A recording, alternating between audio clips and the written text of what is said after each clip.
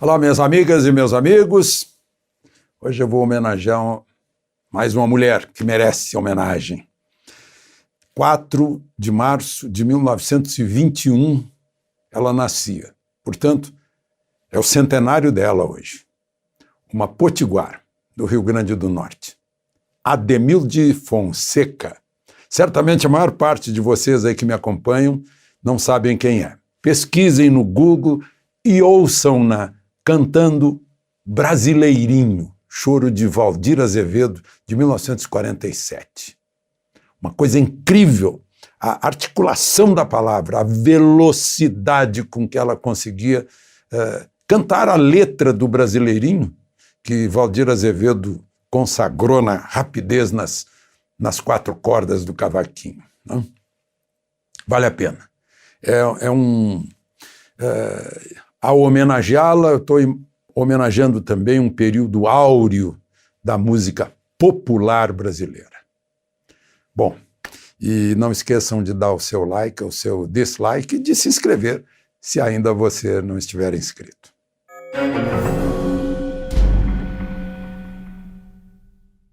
Bem, gente, o primeiro assunto de hoje é o senador Eduardo Girão, lá do Ceará, presidente do Fortaleza, mais o senador Stevenson Valentim, lá do Rio Grande do Norte, aquele policial que começou com as aulas militarizadas, resgatando as crianças da periferia lá em Natal, mais o meu colega Lazier Martins, que brilhou no rádio no Rio Grande do Sul, e o meu amigo Jorge Cajuru, em cuja rádio eu falava lá em Goiânia. Todo mundo está em família, pois eles entraram representando aí a coalizão Convergência, né, com o auxílio do advogado Maurício dos Santos Pereira, um pedido de impeachment contra o ministro Alexandre de Moraes do Supremo.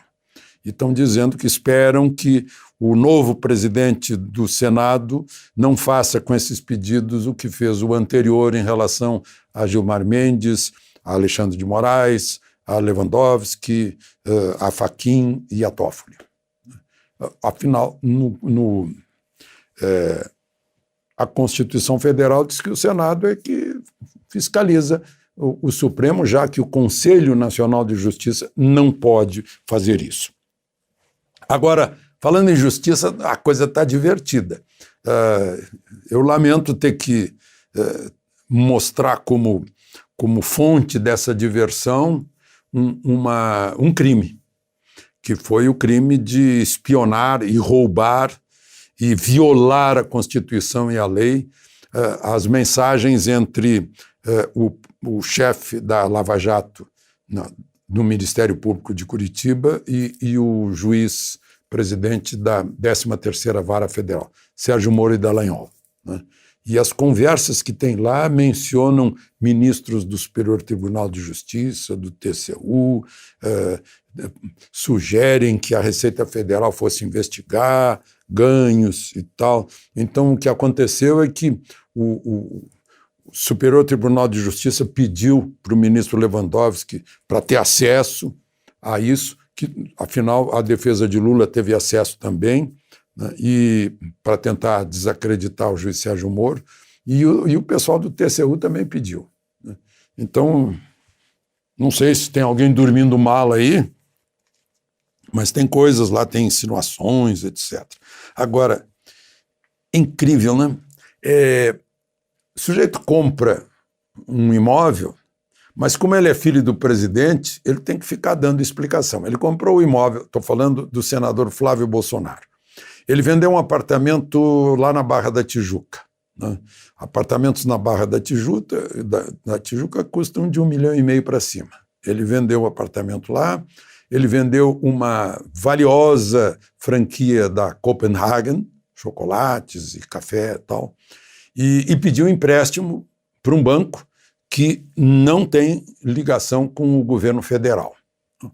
E aí completou o valor de quase 6 milhões dessa residência no setor de mansões Dom Bosco, no Lago Sul, né? Pretende morar em Brasília, pelo jeito.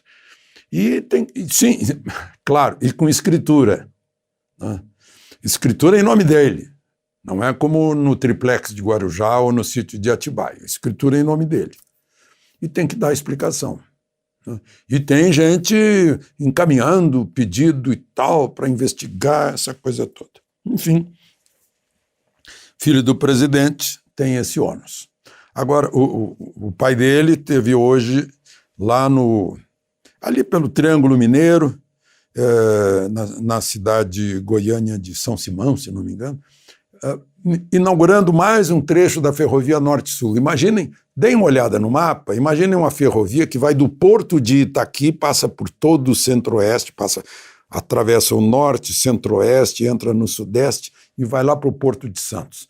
Porque agora, mais adiante, esse trecho faz a ligação com a malha ferroviária de São Paulo.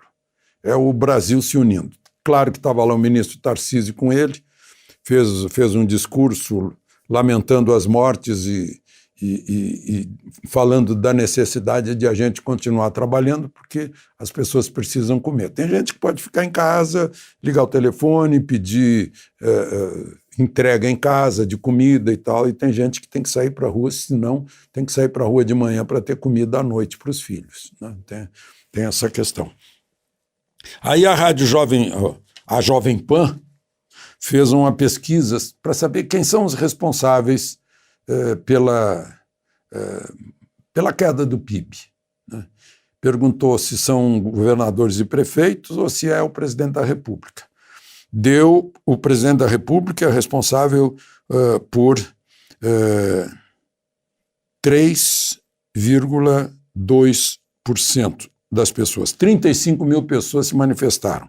96,8% disseram que governadores e prefeitos são responsáveis. É a voz do povo, né, que é totalmente oposta à voz da mídia, de um modo geral. Eu estou dizendo isso lamentando, porque eu acho que nós, jornalistas, temos que ser os porta-vozes do povo, né, e não... Na nossa arrogância, nós queremos substituir a voz do povo e, mais do que isso, fazer a cabeça do povo, e não estamos conseguindo. Bom, lá no Senado, por 62-14, incrível que houve 14 votos contra essa PEC emergencial. Né? Lamento que dos 14, dos 3 senadores de Brasília, só o senador em quem eu votei foi a favor. Os outros 2 foram contra. Mas, enfim, deu 62-14, vai para a Câmara agora, o presidente da Câmara já disse que não vai para a comissão, vai direto para o plenário, porque tem que ter 2 votações, é mudança na Constituição. Criando mecanismos, digamos, são freios, para evitar gastos públicos em caso de calamidade, aí suspende concurso, não dá aumento para ninguém, né? Pode pegar subsídio também, tirar subsídio. O agro está preocupado com isso, mas não acredito que o governo vá tocar no agro, porque o agro é que sustentou esse PIB que ficou só na metade do que previa o FMI de queda. Né? O agro foi o único que teve um percentual positivo no PIB. E gatilhos também, né? Isso abre espaço para mais um auxílio emergencial, que dessa vez vai pegar mais ou menos a metade das pessoas, inclusive porque, eu cito aqui, não, o TCU, o Tribunal de Contas da União, calcula que 40 bilhões foram pagos para gente que não merecia receber. Ou seja, gente que se inscreveu sem nenhum espírito de cidadania e com malandragem. Né? É lamentável. Teve gente parente de político, funcionário municipal, teve vereador por aí que se inscreveu, gente que tem emprego, que tem patrimônio.